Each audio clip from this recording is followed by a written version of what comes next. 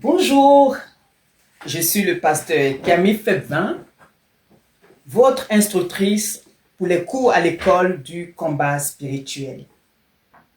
Nous sommes dans la classe A et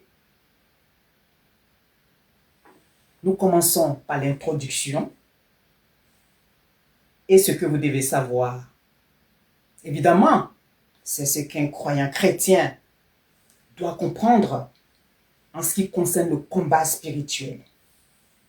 Aujourd'hui, nous entamons notre deuxième leçon.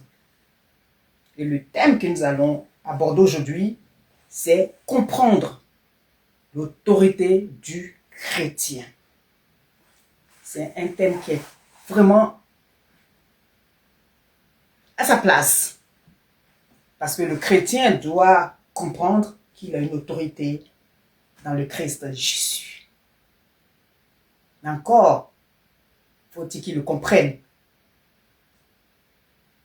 Dans cette autorité, le chrétien doit comprendre un point très important, un point crucial, un point qui va lui permettre de ne point tergiverser et comprendre que la prière de combat spirituel, comme toute autre prière, est rendue puissante par sa foi dans le Christ Jésus. On va me dire, mais comment ça? Mais c'est grâce à l'autorité que le Seigneur Jésus a octroyée à tout chrétien, tout croyant chrétien, par son sang versé et la victoire sur Satan. Et cela a été acquis par son œuvre à la croix. Amen. Et nous le voyons aussi en Colossiens 2, verset 15.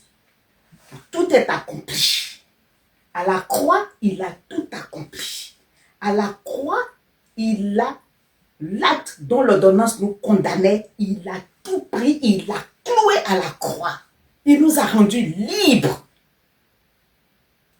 Et il nous a octroyé cette victoire. Il nous a donné cette victoire. Il nous a donné cette autorité. Donc comprenez que le Seigneur Jésus, le chrétien, le croyant chrétien doit avoir cela en conscience que le Seigneur Jésus lui a donné la victoire à la croix. Lui a donné l'autorité. Donc comprenez ceci. Je suis en train de vous dire ce soir. C'est que le croyant chrétien doit être conscient de sa position en Christ. Parce qu'il est uni à son esprit. Selon 1 Corinthiens 6, verset 17. Donc je vous invite à le lire. Et par conséquent, ne fait qu'un avec lui. Le Seigneur à la croix là, il a pris, il a cru, il a été crucifié. Alléluia. Nous allons voir cela par la loupe de la parole de Dieu dans le chapitre 6 aux Épîtres aux Romains.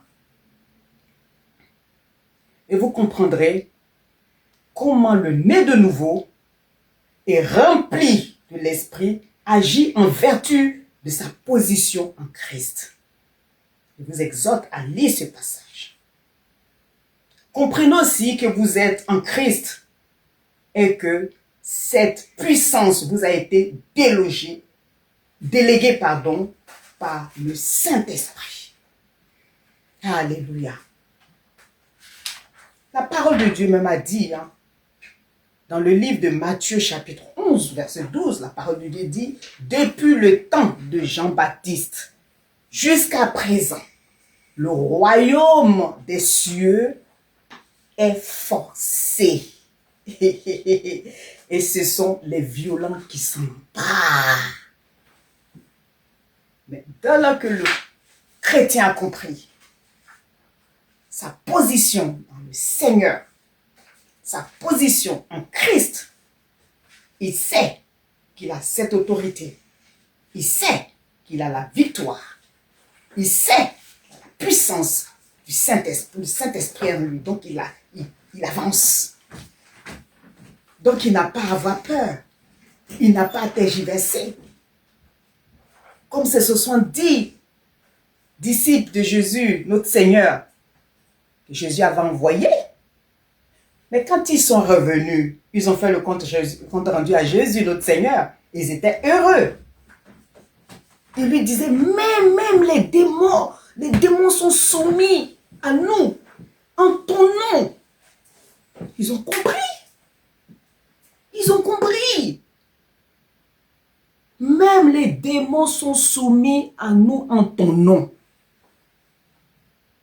Alléluia. Donc, je suis en train de vous dire qu'il faut être conscient de cette autorité. Il faut être conscient de cette victoire. Il faut être conscient que le Saint-Esprit est avec toi.